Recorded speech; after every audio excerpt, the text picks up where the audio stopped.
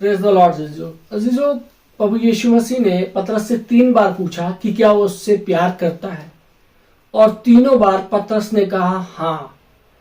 यीशु ने उससे कहा मेरी भेड़ों को चरा या मेरे मेमनों को चरा। यीशु मसीह जानवरों को चराने के विषय में नहीं कह रहा था, वो अपने लोगों को सहायता करने के विषय में कह रहा था। बहुत अवसरों पर या स्वयं को चरवाहा और लोगों को बाइबल में भेड़ कहा गया है। इसलिए पतरस वास्तव में जानता था कि वो किस विषय में बात कर रहा है। मुझे ऐसा लगता है कि इन पदों में यीशु कह रहा है कि यदि हम उससे प्रेम करते हैं तो हमें दूसरों की सहायता करनी चाहिए। केवल रविवार के दिन सुबह के समय इकट्ठा होना और कुछ नियमों और कायदों का पालन करना ही काफी नहीं है। हाँ, संगति के लिए कलीसिया में जरूर जाना चाहिए, परमेश्वर की आराधना करना सीखना चाहिए, परंतु कलीसिया एक ऐसा स्थान भी होना चाहिए जहां से हम लोगों की सहायता भी कर सके। यदि एक कलीसिया संसार में खोए हुए तक पहुंचती नहीं है और पीड़ित लोगों की सहायता नहीं करती है, तो मुझे ये निश्चय है कि उन्हें कलीसिया कहलाने का हक नहीं है।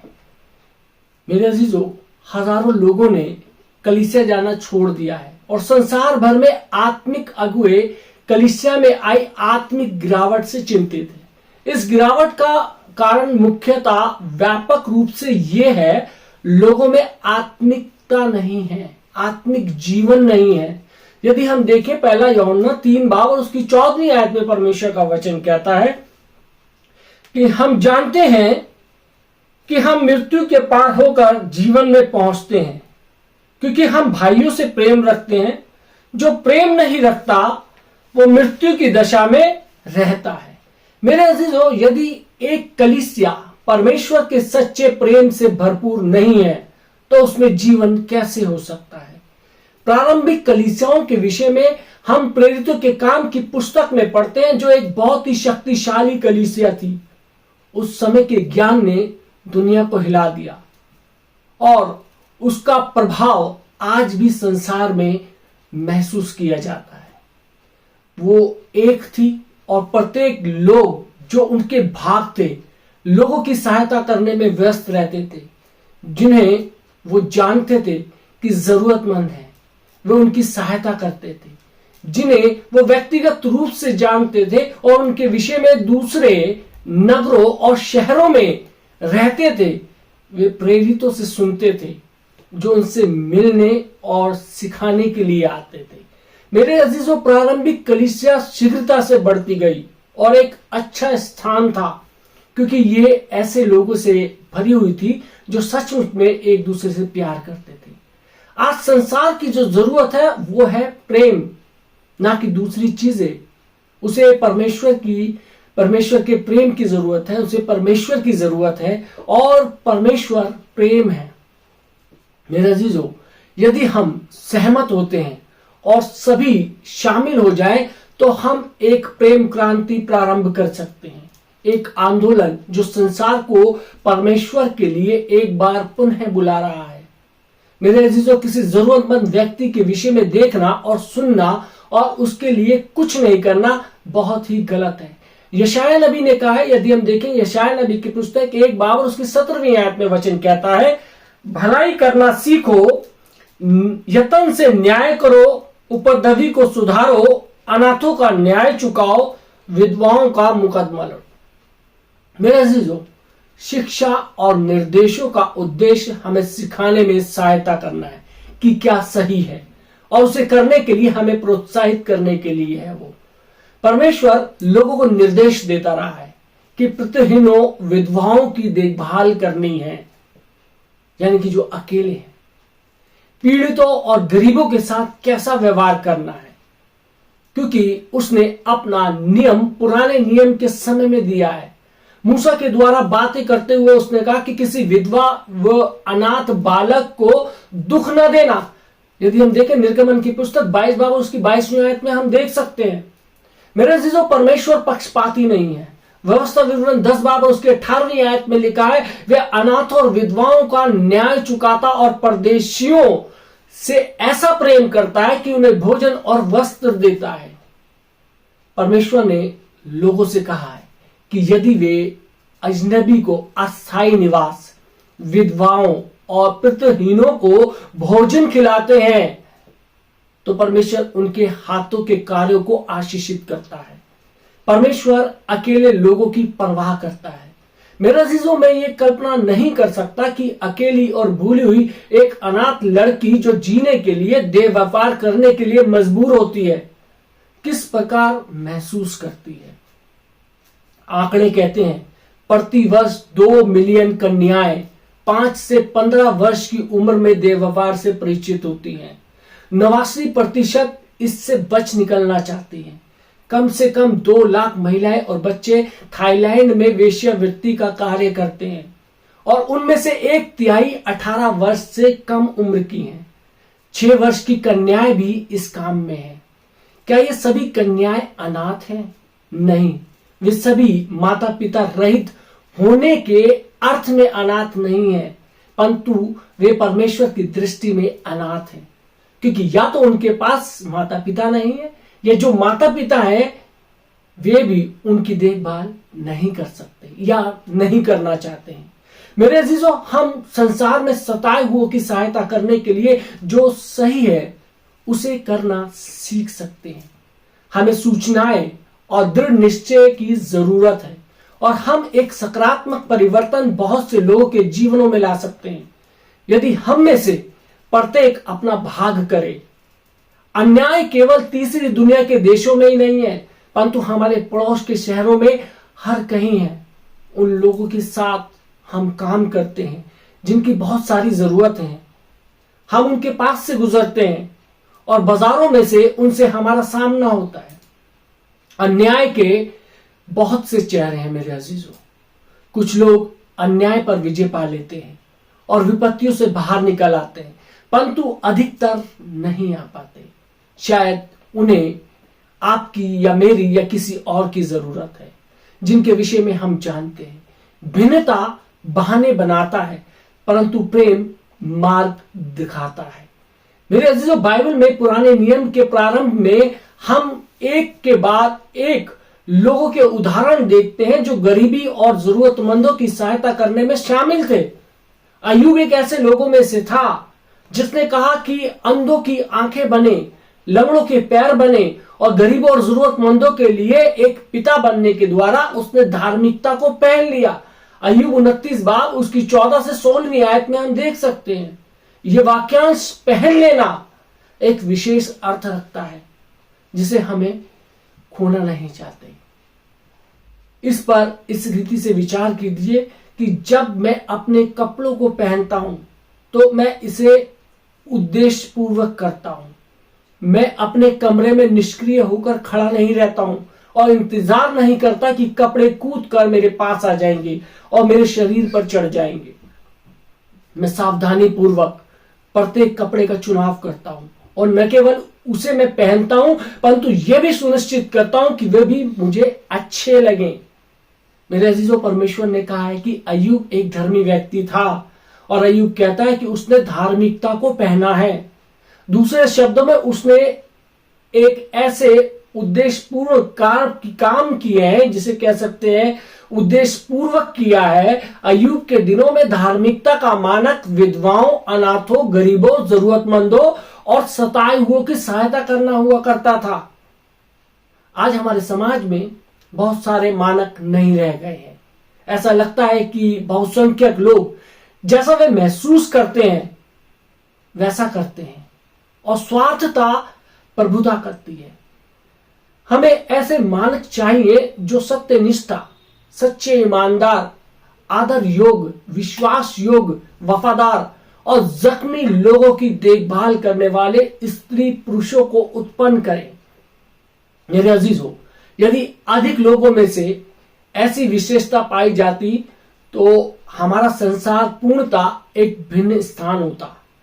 आपका प्रति उत्तर संभव है, संभवतः हाँ, मैं आशा करता हूं कि काश आज हम ऐसे ही किया होते।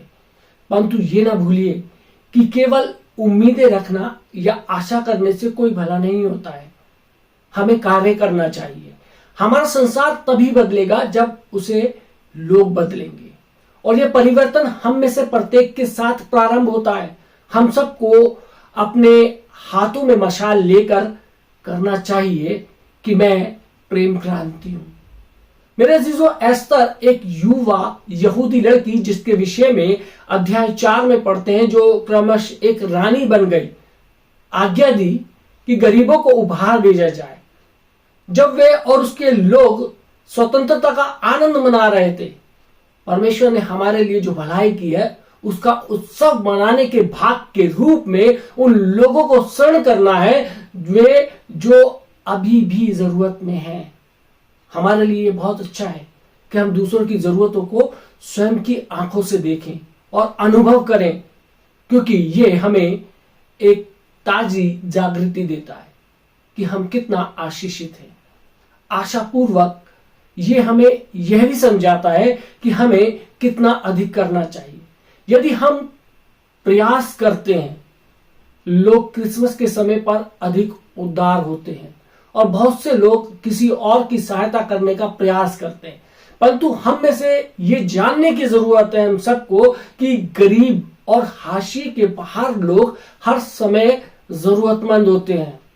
किसी पर्टिकुलर जिसे बोल सकते हैं कि समय पर ही जरूरतमंद नहीं होते, वो हर समय जरूरतमंद होते हैं, और केवल क्रिसमस के समय साल भर में एक बार नहीं होते हैं।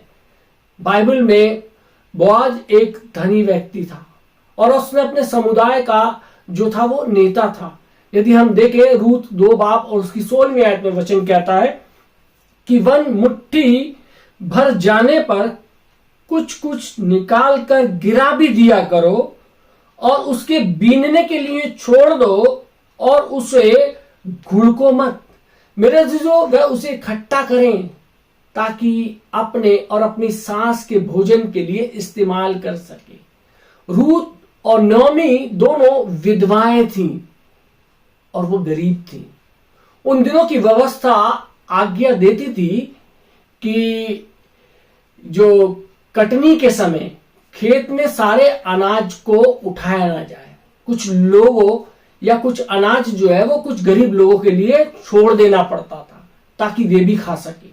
हम बार बार देखते हैं कि परमेश्वर ने हमेशा गरीबों के लिए प्रबंध किया है, परंतु उसका प्रबंध आसमान से आश्चर्यजनक रूप से प्रकट नहीं होता है। उसने अपने लोगों के द्वारा प्रबंध किया है।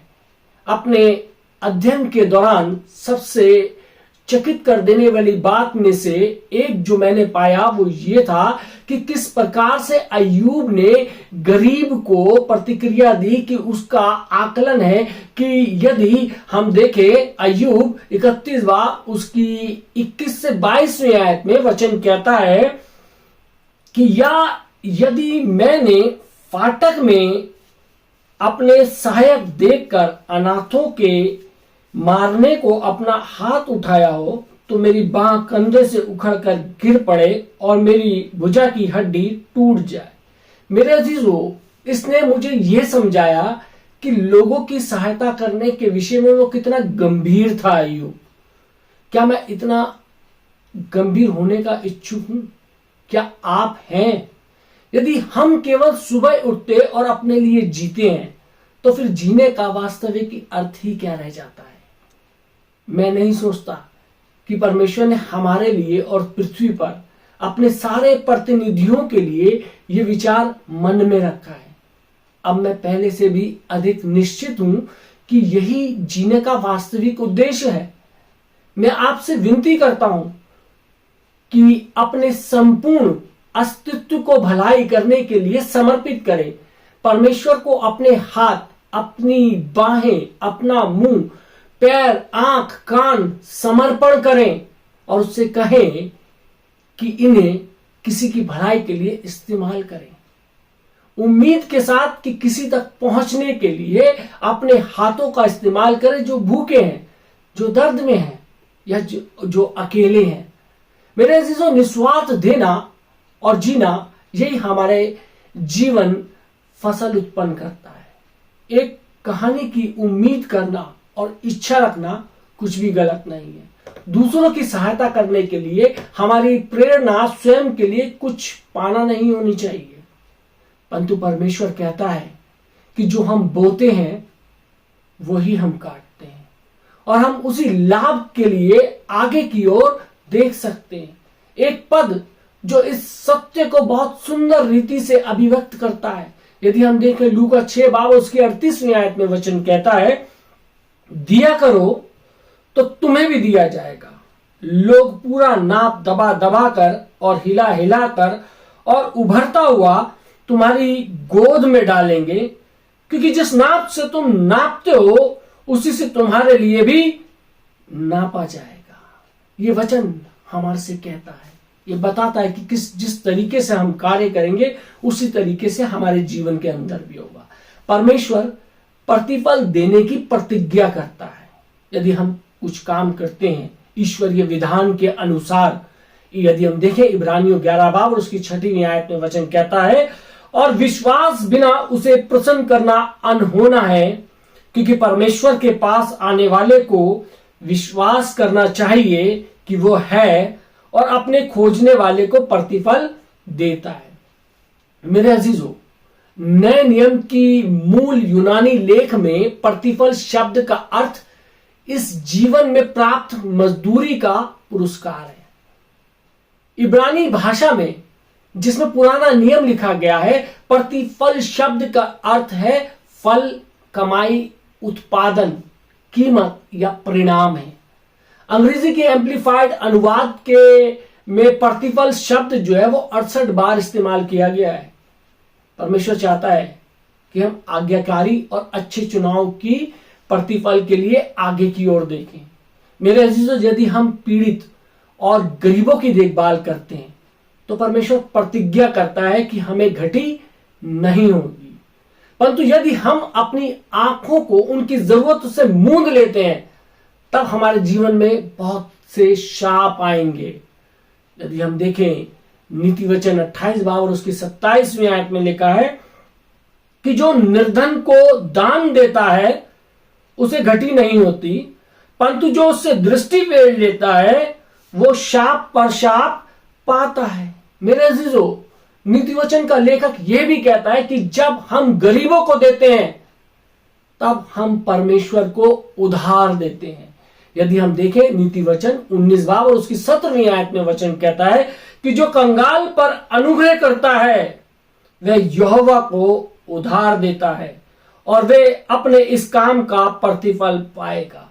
मेरे अजीजों, मैं आपसे विनती करता हूं कि पीड़ितों को न्याय दिलाने के लिए काम कीजिए।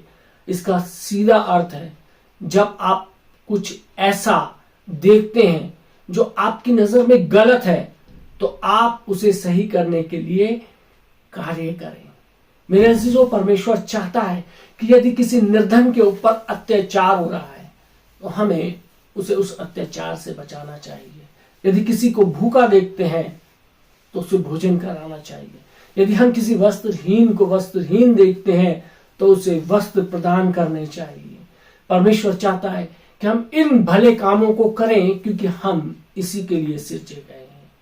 परमेश्वर आप सबको आशीष दे। आमीन। आइए हम दुआ मांगे। महान सामर्थी पिता परमेश्वर, धन्यवाद करते हैं आज के सुंदर वचन के लिए कि प्रभु जी जिसमें हमें सिखाया गया कि दिया करो तो तुम्हें भी दिया जाएगा। प्रभु जी, हम आज आपसे प्रार्थना करते हैं कि प्रभु जी हमें एक उदार हृदय प्रदान कर कि परमेश्वर जब हम किसी गरीब को, लाचार को या किसी ऐसे व्यक्ति को देखें जो जरूरतमंद है, हम उसकी तरफ से अपनी आंखों को फेरने ना पाए। परमेश्वर, हम उसकी मदद करने पाए। प्रभु जी दुआ करते हैं तो हमारे हृदय को खोल दे परमेश्वर, क्योंकि प्रभु जी हम जानते हैं यदि आपने हमें जो भी चीजें सर्वाधिक दी हैं परमेश्वर, वो दूसरों तक पहुंचाने के लिए दी है। चाहे वो हमारा रुपया पैसा हो, चाहे वो हमारा ज्ञान हो, चाहे हमारे को स्वस्थ शरीर दिया, ये सब कुछ दूसरों की मदद के लिए दिया है परमेश्वर, ताकि हम दूसरों की मदद कर सके। परमेश्वर दुआ करते हैं प्रभु जी आज जितने लोगों ने वचन सुना है परमेश्वर, आज से ये परमेश्वर इनके जीवनों में परमेश्वर तेरा वचन कार्य करने पाए